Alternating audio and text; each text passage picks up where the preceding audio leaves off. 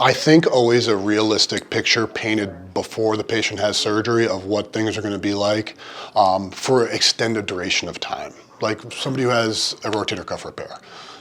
Tell them that they expect to be a year before it's going to be what it's going to be. Their body's going to continue to improve over that entire year.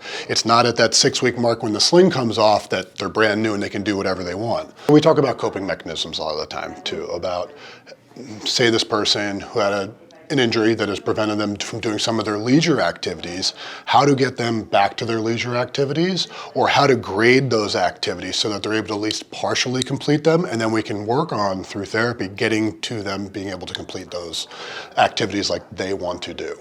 And that, in line with the mental health thing, is when you get back to those activities you enjoy doing, makes a huge difference because then they're seeing the progress. It's not always about measuring a joint and seeing how far it goes. It's returning to those activities, even simple things as knitting or crocheting. If people can get back to those things, it's great. Gives themselves a purpose with what they're doing. In regards to mental health, if something does come up, we are always immediately going to talk to the primary care physician. We'll let our physician know who is the primary person here for them, but we will always talk to that primary care and say, hey, this is going on.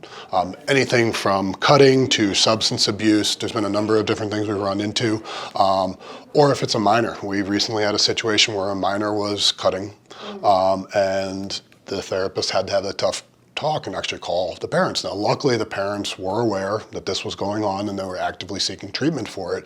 But I think it really gives that parent a very good sense that we are looking at that whole person and not just that specific injury.